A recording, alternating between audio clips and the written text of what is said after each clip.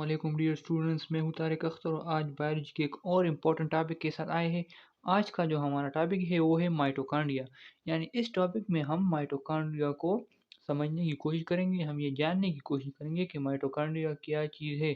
तो सबसे पहली बात कि माइटोकॉन्ड्रिया एक अर्गेनिली है जो कि तो इसकी तरफ बढ़ते हैं कि माइटोकॉन्ड्रिया क्या चीज़ है। So mitochondria is a double membranosus organelle. It is a double membranosus organelle. यानी ये एक ऐसी ऑर्गेनेली है जिसके दो मेम्ब्रेन है, जिसके डबल मेम्ब्रेन है, दो मेम्ब्रेन है and present in all eukaryotic cell. और कहाँ पर मौजूद है? तमाम यूकैरियोटिक सेल में मौजूद है।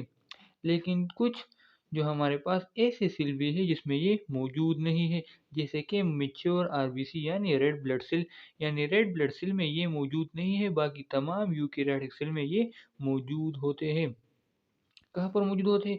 तमाम यूकैरियोटिक सेल में मौजूद होते हैं। और ये एक डबल मेम्ब्रेनस ऑर्गेनेल है। अगर इसकी शेप की बात करें तो ये हमारे पास ओवल शेप होता है या रॉड की शक्ल होता है, कुछ इस तरह रॉड की शक्ल में ये हमारे पास होता है, कुछ इस तरह रॉड की शक्ल में होता है, या ओवल शेप होता है, बेज भी शक्ल में होता है, अंडे की तरह इसकी शक्ल में होता है, या फिलामेंटस इन शेप होता है। यानी ये मुख्तलिफ शेप में पाए जाते हैं, लेकिन ज़्यादातर किस शेप में होते हैं? ओवल शेप में होते हैं, रॉड शेप में होते हैं, इस तरह फिलामेंटस शेप में पाए जाते हैं। डिस्कवरी यानी सबसे पहले जिस बायोलॉजिस्ट ने इसको डिस्कवर किया था उसका नाम था रिचर्ड अल्टमैन। Richard Altman. और इसने 1850 में इसको कहाँ पर पाया? इसको मसल सेल के अंदर पाया गया। कहाँ पर पाया? इसको मसल सेल के अंदर पाया गया। इसने इसको दरियाफ्त किया और इस साइंटिस्ट का नाम था रिचर्ड अल्टमैन। इसने मसल सेल के अंदर इसको दरियाफ़्त किया। अच्छा, अगर हम इसके नंबर की बात करें कि एक सेल के अंदर माइटोकॉन्ड्रिया कितने पाए जाते हैं, तो इसकी जो तादाद है वो वेरियस करती है, वो मुख्तलिफ होती है।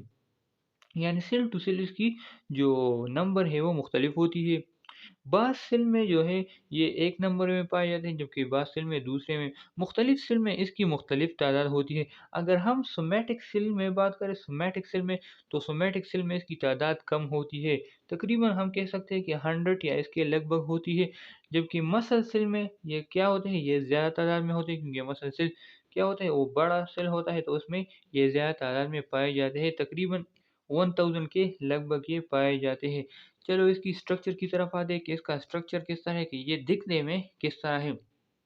तो अगर हम माइटोकॉन्ड्रिया की बात करें तो हमने जैसे डेफिनेशन में कहा कि it is a double membranous organelle. यानी ये दो मेम्ब्रेन पर मुश्तमिल एक ऑर्गेनेली है। तो इसका जो आउटर मेम्ब्रेन है, जो बाहर वाला मेम्ब्रेन है इस ऑर्गेनेली का, वो स्मूथ होता है, वो हमवार होता है। अगर हम इसकी ये कहें कि ये हमारे पास क्या है, ये हमारे पास एक माइटोकॉन्ड्रिया है, तो इसकी ये आउटर मोस्ट जो मेम्ब्रेन नज़र आ रही है ये एक स्मूथ मेम्ब्रेन है। जबकि जो इनर मेम्ब्रेन है, इनर मेम्ब्रेन वो फोल्डेड हुआ है इनवर्ड अंदर की तरफ। यानी जो आउटर मेम्ब्रेन है वो स्मूथ है, जबकि इनर मेम्ब्रेन है जो अंदर की तरफ पाया जाता है वो क्या है? वो फोल्डेड है, वो अंदर की तरफ कुछ इस तरह नज़र आता है हमें। वो कुछ इस तरह है कि अंदर की तरफ वो फोल्ड हुआ है। और इस फोल्ड स्ट्रक्चर को हम एक नाम देते हैं क्रेस्टा का। किस चीज़ का नाम देते हैं? इसको हम क्रेस्टा का नाम देते हैं। यानी the outer membrane is smooth while the inner membrane is folded inward and form a structure which is called the Cresta. यानी कुछ इस तरह का स्ट्रक्चर बनाता है जिसको हमने क्रेस्टा का नाम दिया। क्रेस्टा का क्या काम है? ये क्यों इस तरह फोल्डेड हुआ है?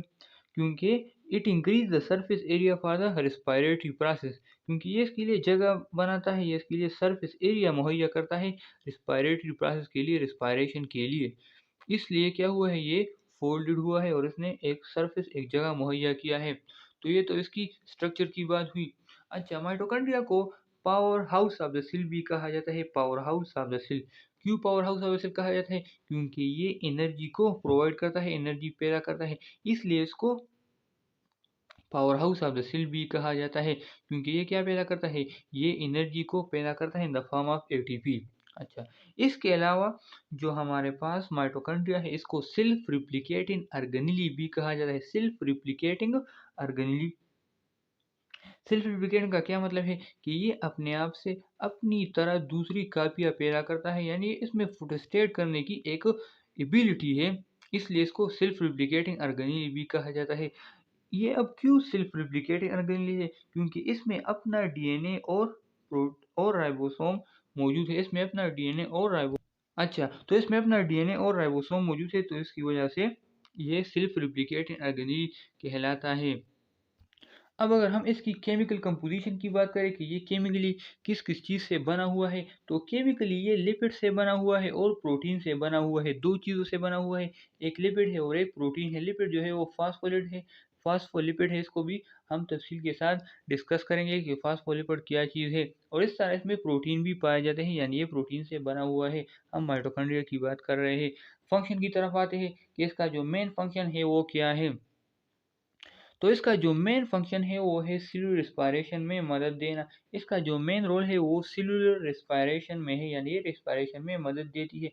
इसके अलावा जैसे हमने कहा कि it produce the energy rich molecule called ATP, यानी it also produce the ATP molecule which are the energy rich molecule. It is also the site for the various chemical reaction. इसके साथ-साथ कई केमिकल रिएक्शन भी इसके अंदर होते हैं। कई केमिकल रिएक्शन भी इस माइटोकॉन्ड्रिया के अंदर होते हैं। तो इसका एक इम्पोर्टेंट फंक्शन है, एक इम्पोर्टेंट काम है। It is the site for the lipid metabolism, यानी लिपिड की मेटाबॉलिज्म भी कहाँ पर होती है? वो भी माइटोकॉन्ड्रिया ही के अंदर होती है। तो ये तो आज हमारे पास माइटोकॉन्ड्रिया हुआ। माइटोकॉन्ड्रिया को समझने की हमने कोशिश की कि माइटोकॉन्ड्रिया क्या है, इसका रोल क्या है, इसका स्ट्रक्चर क्या है।